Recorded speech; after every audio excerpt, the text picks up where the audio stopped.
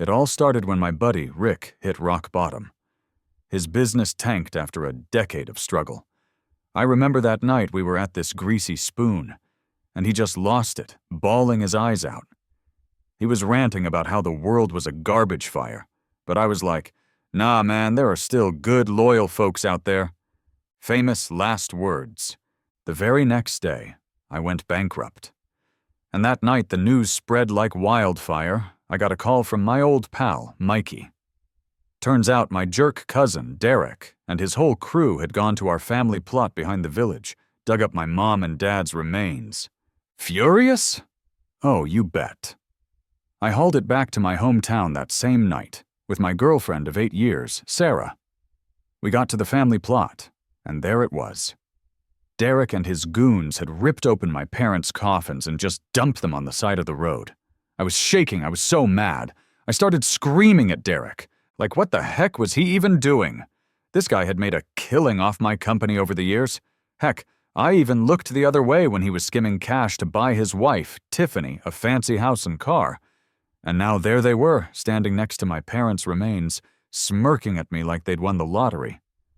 Derek just sneered. Devin, this is my family's land. I can bury whoever I want here. I was bitter. You're just doing this because I'm broke, aren't you? You smell blood in the water and you're going in for the kill. Sarah, she just stood there, quiet, with this weird look on her face. Derek's wife, Tiffany, chimed in, all snarky. Devin, don't act like we don't know you're bankrupt. Word on the street is you owe the bank like $2 billion. Better you're pushing up daisies alone than us having to pay for a family plot for you and your folks. I couldn't believe it. The first people to stab me in the back were these guys, my own family, people I'd actually helped out. My eyes were probably glowing red. I was so angry. I yelled, if anyone touches my parents' remains tonight, I swear I'll fight you to the death. That's when Derek's parents came at me with hose, beating me until my head was a bloody mess. Then, in a rage, Derek grabbed this curved knife and started hacking at my parents' coffins. I was totally outnumbered, and they beat me senseless. I was covered in blood. Later that night, I went to Mikey's house, hoping he'd help me find a place to rebury my parents. But as soon as they heard I was bankrupt, they went all silent and cold. I dragged my aching body from door to door all over the village, and everyone turned me away. Finally, it was Frank, this guy who'd actually had a beef with my family in the past, who took pity on me. He, along with some others, helped me carry my parents to his family's land, and we buried them in a hurry. That night I sat in my car feeling like my guts were being ripped out. Sarah, who was 3 months pregnant, didn't say a word. After a long, awkward silence, she finally asked, in this weird, complicated voice, Devin, did you really go bankrupt? I didn't lie. I told Sarah everything. It'll be okay, I said, trying to sound optimistic. I was terrified Sarah would leave me. I grabbed her hand, shaking. Sarah, I'll borrow money. I'll make a comeback. Please don't leave me, okay? My eyes were all bloodshot. I was basically groveling. Sarah pulled her hand away and said coldly, I'm tired. Call me when you get back to the city. The whole drive, I tried to crack jokes, anything to cheer Sarah up, even though my body felt like it had been run over by a truck. But all I got in return were these harsh words. Devin, can you just not? I just want to sleep. You sound like a whiny old lady, and your jokes aren't even funny. I pulled over, grabbed her hand again, and apologized over and over. I'm sorry, Sarah. I'm just scared that now that I'm bankrupt, you'll leave me. Please don't be mad, okay? I'm really scared. I have nothing left. If you leave me too, I don't know what I'll do. Silence. She didn't say a thing.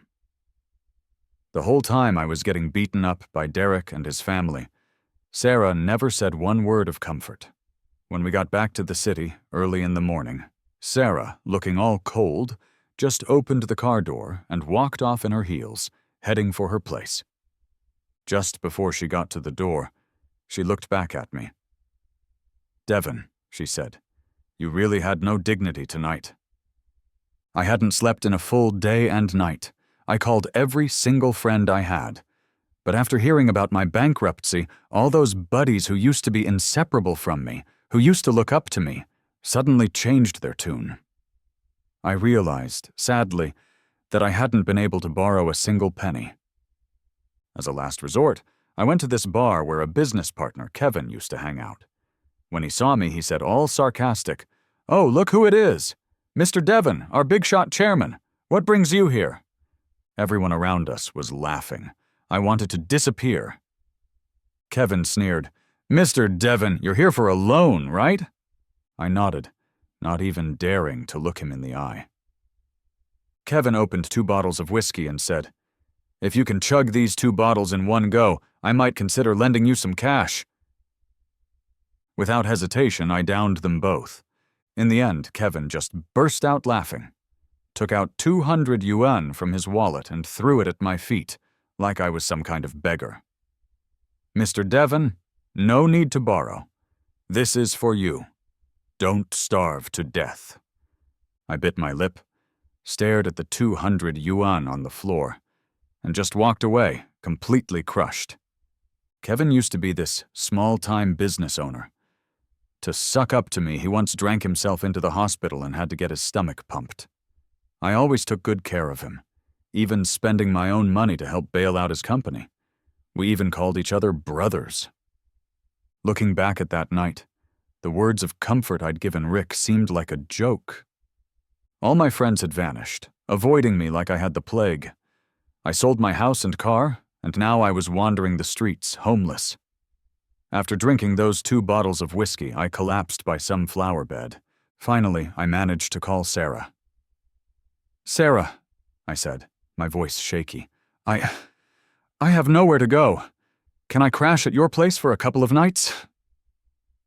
There was this long, agonizing silence on the other end of the line. Just when I thought I couldn't take it anymore, Sarah said coldly, "Devon, let's break up. Being with you is just exhausting. You can't give me the life I want." Before I could even say anything, she hung up. I rushed over to Sarah's place.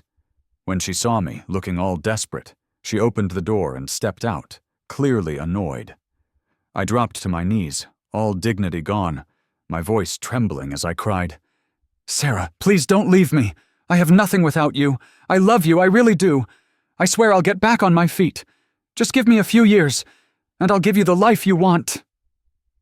I was clinging to Sarah's legs, a pathetic mess, crying my eyes out. In just a few days, half my hair had turned gray. "Sarah, all these years, I bought you bags worth over 100,000, watches worth tens of thousands, sports cars, and a villa. I know you still have that stuff. If you sold those bags and watches, could you lend me the money? 8 years, a whole 8 years. Everyone else treats me like this. I can handle it. But not you. I gave you everything." Sarah just shook my hand off, disgusted. She stood there, looking down at me, arms crossed. "Devon, those were gifts from you, willingly given.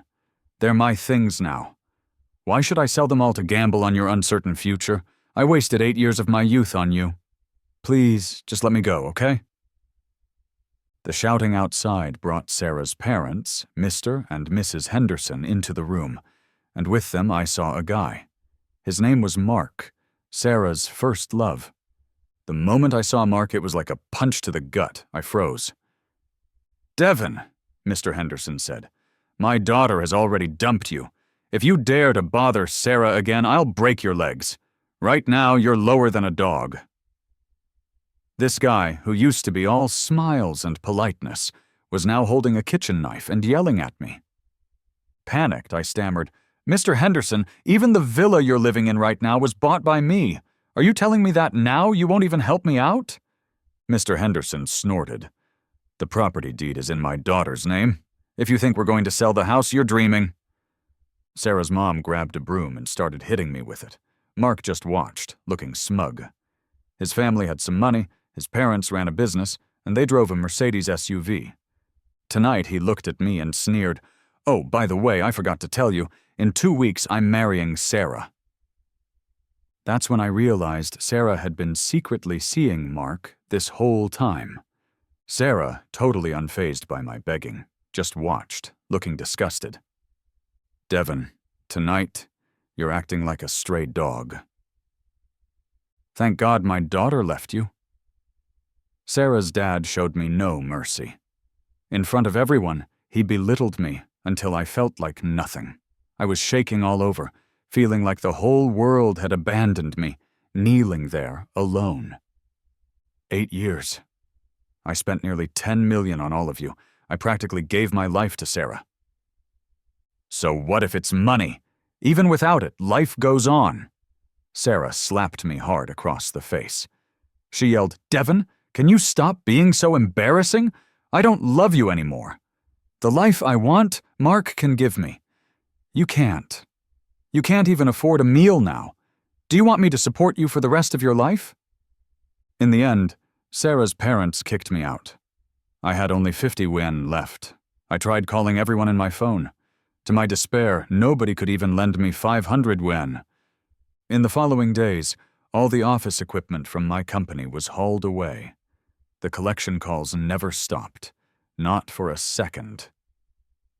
As Mark had said, 2 weeks later, he married Sarah.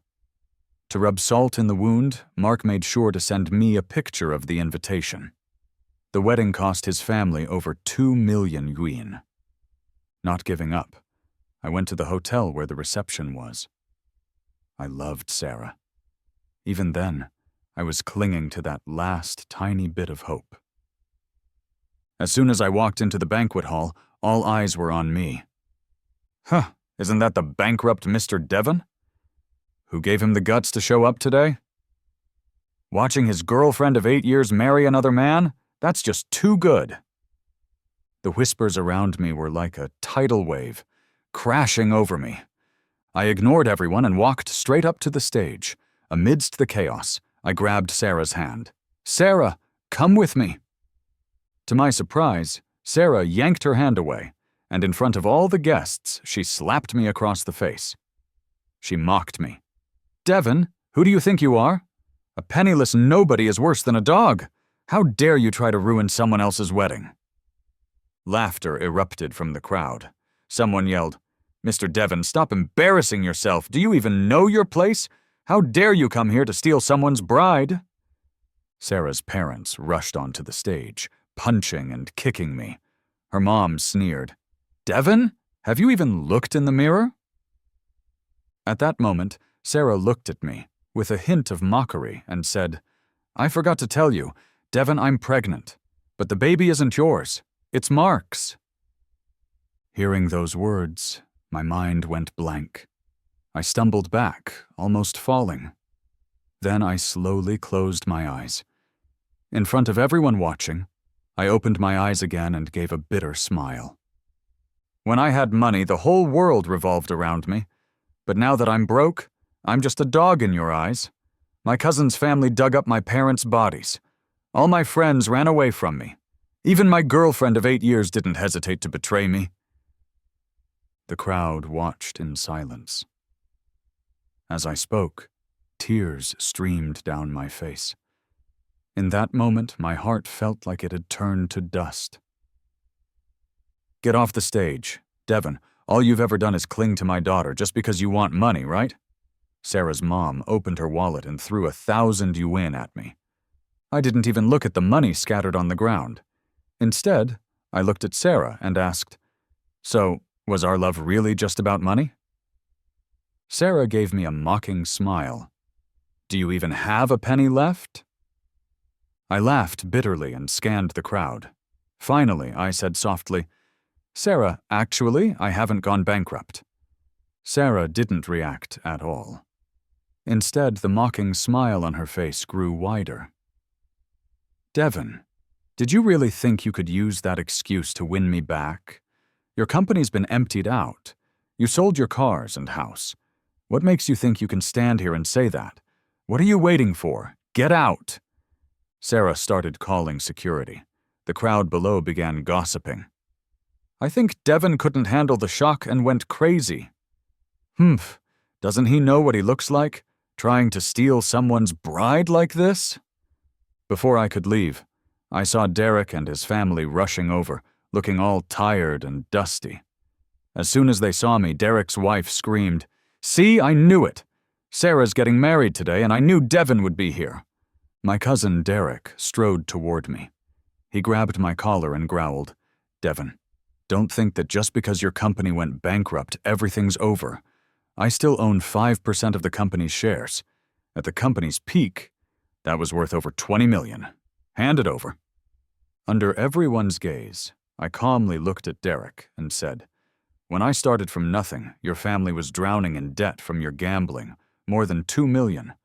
I used my own money to pay off your gambling debts. Your parents came to me with you, kneeling outside my company, begging me to give you a job and a chance. The 5% of shares you have, I gave them to you. You've embezzled company funds, lived like a king, and bought your wife a house and car.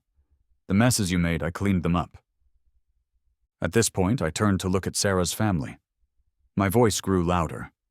"For 8 years, I bought you bags, watches, luxury cars, and a villa. And what did I get in return?" Derek's mom sneered. "That was your choice, wasn't it, Devin? You're just a fool. You've got no one to blame but yourself." Derek punched me in the face, knocking me to the ground. His huge frame pressed down on me, his foot firmly on my face, while his parents held down my arms and legs. Derek wouldn't let up, shouting, "Devin, my 5% stake is worth $20 million, not a penny less. Don't think I don't know where you buried your parents. If you don't hand over the money, I'll go back to the village and dig up your parents' bones. Feed them to the dogs?" Derek's parents laughed, cruelly amused. Sarah, arms crossed, looked at me with a smug look on her face. Derek's mom then said, "How about we just strip him of everything he's worth and sell it to pay off his debt? Debts should be paid. It's only fair." I struggled, but it was useless. Derek's foot remained firmly planted on my face. Mark laughed. "Even if you beat him to death, he still won't have a penny to his name." Derek said, "It's fine if you can't pay up, Devin. Don't forget how you used to boss me around back then. If you crawl through my legs in front of everyone today, I'll let you go." At that moment, I finally broke free. My mind was blank, and I threw a punch at Derek's face. But before I could land the second punch, Derek knocked me to the ground, blood pouring from my head. His strike was brutal. I curled up on the ground, clutching my head. Soon, Derek's wife and his parents joined in, and within minutes I was lying in a pool of blood, close to death. Sarah simply said coldly, "Drag him out. Don't dirty up my wedding reception." I was thrown into a car and dumped in front of the hospital. Nurses scrambled to get me inside. My face a total mess, almost unrecognizable. I was stuck in the hospital for days. During that time, I saw pictures of Sarah and Mark's honeymoon all over social media. In the photos, Sarah looked all sweet and happy, snuggled up against Mark's chest. On her wrist was that watch I'd bought her, the one worth hundreds of thousands. Throughout my entire hospital stay, not a single soul came to visit me. A week later, I finally managed to get out of the hospital. The grand opening for Lunar Group was about to happen. Ignoring the fact that I was still healing, I put on a suit, hailed a cab, and headed over there early. As soon as I got to the entrance, I saw 5 brand new Bentleys parked outside. And, surprise, surprise, I ran into Sarah's family and a bunch of my old business buddies. Even Derek and his whole crew had managed to weasel their way in with some business owners they'd sucked up to over the years. Inside, the place was decked out, already packed. When Sarah saw me, her face first went all confused, then quickly twisted into that familiar, hateful sneer. "Devin, what are you doing here?" Mark, Derek, and his parents turned around at the sound of her voice. I spread my arms and smiled. "I'm here for the opening ceremony of Lunar Group." For some reason, I didn't feel angry at Sarah anymore. When I looked at her, I wasn't furious or heartbroken. I felt absolutely nothing. Mark shook his head and laughed. "Devin, you know today is Lunar Group's opening ceremony, right? Do you really think you're still the big shot, the CEO? If you knew it was Lunar Group, then you should know this isn't the kind of place a beggar like you should be. Derek's mom chimed in. I think this Devon guy is so broke he can't even afford ramen. Who knows where he heard the news and came here to mooch off the free food and drinks? As she spoke, she raised her voice, shouting, Hey everyone, all you bigwigs! Her words instantly grabbed everyone's attention. The crowd at Lunar Group's opening ceremony turned to look at me. Derek's mom pointed at me, sneering. Be careful of this bum. His name is Devon. His company went bankrupt, and he's so poor he can barely eat. He snuck in here to steal food. Keep an eye on your wallets and jewelry. Don't let this beggar take them while you're not looking. With that, Derek and his family also turned their attention to me. At that moment, I felt like I was in the spotlight, and not in a good way. Derek walked toward me and laughed. Devon, I didn't expect you to be so tough, managing to get out of the hospital after just over a week. You didn't sneak in here to steal something, did you? The commotion caught the attention of the hostess. She came over to me and asked to check my invitation. I shook my head. I don't need an invitation to be here. Sarah, who had been watching the whole thing, couldn't hold back any longer. She looked at me and mocked. Devon, in a place like this, you don't even count as a fart. Who do you think you are, the boss of Lunar Group? And you say you don't need an invitation? Amidst the laughter and insults from the crowd, I casually nodded and gave a smile. You're right, I am the boss of Lunar Group. Sarah rolled her eyes. Devon, I think you've really lost it. Good thing I dumped you back then. Derek laughed loudly. Devon, if you're the boss here, then I must be the King of England. Don't try to pull a fast one, pretending to be something you are not. I ignored their insults. I wasn't bothered by them anymore. They could do whatever they wanted. But one day, I would get back at them 10 times, 100 times over. I reached out and, under Derek's astonished gaze, slapped him across the face. Paul, you're gonna regret this, big time. Derek's wife sneered. Devon, I think you should leave now. This isn't a place where you can act up. Lunar Group is a big deal in this city, and if anything goes wrong, you won't be able to handle the consequences. Where are the security guards? Get this beggar out of here. The room fell silent. Even my former business partners were wearing these strange smiles. Before anyone could say anything else, a woman in a sharp outfit took the microphone and walked up to the stage. Everyone knew the opening ceremony of Lunar Group was about to start. I found a seat and sat down casually. The woman on stage talked about Lunar Group's future plans and big vision. She spoke quickly and efficiently. Then she addressed the crowd. Next, let's invite our Lunar Group's chairman to give a speech. At that moment, I slowly stood up and walked toward the stage. As I walked past Sarah, she froze for a moment and said, Devon, the chairman of Lunar Group is called, well, not you. On the other side, Derek and his family, and several of my former business partners, all looked at me. I ignored them, turned to Sarah, and smiled, saying, I told you, I am the chairman of Lunar Group. Don't you know that Lunar Group is a restructured company? Which means we smashed the old company, pulled together all the resources, and built something way bigger. But with someone like you, who only cares about money, you wouldn't understand. As I walked toward the stage, several senior company executives, who were seated closest to the podium, stood up one by one. They nodded and greeted me. Chairman Devon, Chairman Devon. The number of people standing and acknowledging me grew. Step by step, I walked onto the stage and took the microphone from my secretary. I didn't offer any polite small talk. Instead, I looked down at Sarah's family and Derek's family, their faces pale. Today, during the opening ceremony of Lunar Group, I have a few announcements to make. First, as the chairman of Lunar Group, I am announcing that from now on, we will be ending all business partnerships with former clients. Second, I will be teaming up with some like-minded friends to target Mark's family business.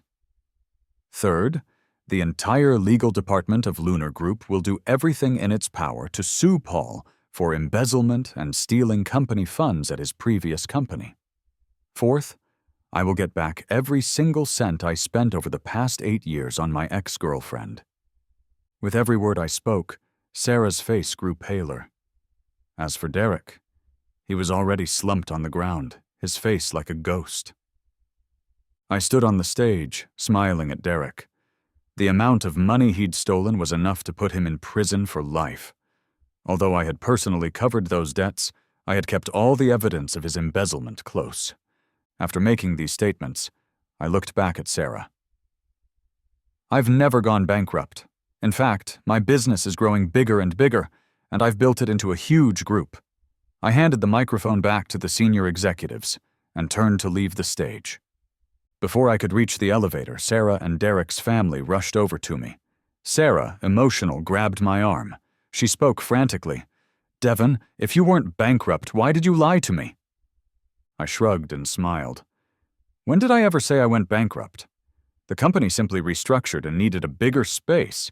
You assumed it was bankruptcy. Since you thought I was bankrupt, I just went along with your idea and pretended to be bankrupt. If I hadn't, would I have been able to see your true colors? Sarah panicked. She gripped my hand tightly. "I'm sorry, Devon. I didn't mean to. It's my parents. After they found out you were bankrupt, they kept pushing me to break up with you." She turned to shout at her in-laws. "It's all your fault. If it weren't for you, I wouldn't have broken up with Devon."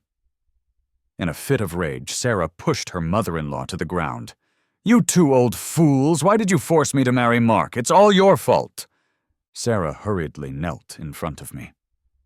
"Devon, please forgive me. Give me another chance, please. If it weren't for my parents, I would never have broken up with you." I kicked Sarah away, speaking to her coldly. "Sarah, have I ever given you a chance? Do you know that night when I knelt in front of you and begged you not to leave, I was giving myself one last bit of hope. Sarah, we'll see each other in court. Everything your family has spent of mine over these years, I'll take back. Every single cent." Derek and his wife were blocking the elevator doors. Derek was already white with fear. Derek's wife and his parents pulled at my arms, begging me not to call the police. I slapped Derek's wife across the face and said coldly, "I've already been more than generous to your family. I can let anyone off, but not your family." It seemed like something clicked in Derek's wife's mind. She quickly said, "Devon, don't forget, my husband still has 5% of the shares in your company." I smiled and responded, 5% of the shares were in the old company. What does that have to do with the current Lunar Group? Besides, haven't you even looked at the contract? There's a clause that says the shares were given to you for free, but if I ever change my mind, I can buy them back for $1 at any time. You can't refuse. You fools didn't read it carefully. You heard that I was giving you shares, and you eagerly signed your names without thinking. Derek's family was utterly defeated now. Derek's parents began cursing at me. "Devon! Paul is your cousin! We're family!" I laughed in anger. I pointed at these two old people and yelled, "Family? When I went bankrupt that night, you dug up my parents' bones from the family plot. You 5 beat me until my head was bloody. And at Sarah's wedding, you tortured me to the brink of death. Did you treat me like family then?" I crouched down on the floor and slapped Derek's face. I said to him, "Paul, with the more than 10 million you stole, you'll be doing hard labor in prison for many years. Trash, even if I lose everything, I'll make sure your whole family never finds peace." I tried to leave, but Sarah grabbed onto my foot. "Devon, I was wrong. I know I was wrong." Sarah was crying uncontrollably. "I'll go get an abortion and divorce Mark. If you're willing to forgive me, I can cut ties with my parents right now." I smiled at her. "Sarah, you're just a woman who uses people and then steps on them. Now that you've come crawling back to me, I don't even want to look at you. I can't even imagine a woman more worthless than you. Get ready to sell your house and car." I kicked Sarah off and turned to enter the elevator. No sooner had I left than the police arrived and took Derek away. As for the house and car, I did sell them. I wanted to buy a bigger villa and upgrade to a more luxurious car. After the bankruptcy, I saw human nature for what it really was. In front of a Bentley, I saw Rick, the one who had failed in a business investment with me.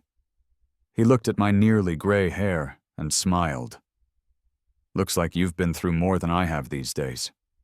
Devin, did I win the bet?" I nodded slightly. "You won." Rick sighed. "Our bet has turned out to be meaningless." I shook my head and denied it. "No, to me it was very meaningful. You showed me human nature. I only came up with this idea on a whim while the company was restructuring, but I ended up losing badly. Well, if it weren't for that spur-of-the-moment bet between me and him, I wouldn't have pretended to go bankrupt. I wouldn't have seen people's true colors. They had been lurking around me, shamelessly leeching off me. The next day, Derek's wife and his parents found my newly bought villa. They knelt at the door, begging me to let Paul off the hook. They looked remorseful, crying and pleading. I stood by the floor-to-ceiling window on the second floor, watching with interest. When I no longer had any use for you, you didn't even have the right to see me. My heart had become colder, more ruthless. After watching Derek's family's miserable state long enough, I called the property management and had them send security to escort these pests out of the villa community. The legal department in my company was efficient. Almost the day after Derek was arrested, they presented all the evidence of his embezzlement. Because the evidence was complete, the collection process was skipped. After being detained for 5 or 6 days, Derek was handed over to the court for prosecution. Paul had embezzled $12 million, a huge amount with serious consequences. He was sentenced to 12 years with no chance of appeal, and all his illegal earnings were to be recovered. If he couldn't pay it back, he'd have to sell his house and cars. The situation unfolded too quickly for Derek to transfer any assets. All the cash and real estate under his name were seized by the court. As for Sarah's family, in an effort to win me back, Sarah cut ties with her parents. Her parents didn't show up, but Sarah sat at the entrance of my new villa every day. No matter how many times I tried to drive her away, she remained unmoved. I blocked her number and deleted her on WeChat. She kept shouting in front of my villa, "Devin, I was wrong. I shouldn't have listened to my parents and broken up with you. We've been together for 8 years. Can you really just abandon me?" I couldn't take it anymore and opened the villa door. Sarah immediately rushed forward, trying to push the door open to enter the villa, but I stopped her with my hand. "Sarah, how did I never realize how thick your skin is? What status do you have to think you deserve to step foot in this villa?" Sarah grabbed my hand. She refused to let go. "Devin, give me a chance to make things right," she begged. "I will compensate you double. I've had an abortion and I've cut ties with my parents. If you don't want me, I'll be homeless. Do you really have the heart to let me freeze to death on the street?" I forcefully shook her off and coldly sneered. "Your life or death has nothing to do with me. Sarah, you really are two-faced. Right now, you don't even deserve to stand in front of me and say a word. Paul's already been sent to prison. Now it's your turn." Sarah's face turned pale with despair. I dialed the police, reporting that a woman with bad intentions had been loitering in front of my house every day. I suspected she was casing the place, waiting for an opportunity to rob me. Sarah was taken away by the police. Her prosecution proceeded as planned. Every large sum of money I had transferred to Sarah, the bags, the watches, were all given with the intent of marriage. Even though there was no written agreement, the court would support it. It took me several days to organize all the gifts I had given Sarah over the past 8 years. The total came to more than $30 million, including the villa where she now lived, which I had bought for $15 million. The 4 or 5 luxury cars under her name were worth over $10 million, over $30 million, and not once did Sarah contribute a penny when I pretended to go bankrupt. Despite this, she still had the nerve to kneel in front of her house and beg. The court quickly scheduled a trial for Sarah. As the plaintiff, I presented all the records of the large transfers to Sarah. Invoices for luxury items like bags, watches, cars, and the villa. It was a thick stack of evidence. Sarah tried to resist, but with the overwhelming evidence, the trial didn't take long, and the verdict was handed down. She lost the case. She was ordered to pay back over $30 million. In the courtroom, Sarah collapsed, even though she had cut ties with her parents. Now their villa would be repossessed and auctioned off. Years ago, Sarah's family sold their old house to move into the villa, but now they had squandered the money. In other words, Sarah's parents would have nowhere to go. With over $30 million in debt, they couldn't even afford to rent a room. I ignored their pleas as I walked out of the courtroom. That night, I had been so sure of myself in front of Rick, believing that no one would ever abandon me. Now, as I look back on the past month, all the experiences have boiled down to 2 words: human nature. After pretending to go bankrupt, I left chaos in my wake. All those who had kicked me when I was down didn't escape. Everything they had taken from me would be paid back tenfold. This revenge was far from over. It had just begun.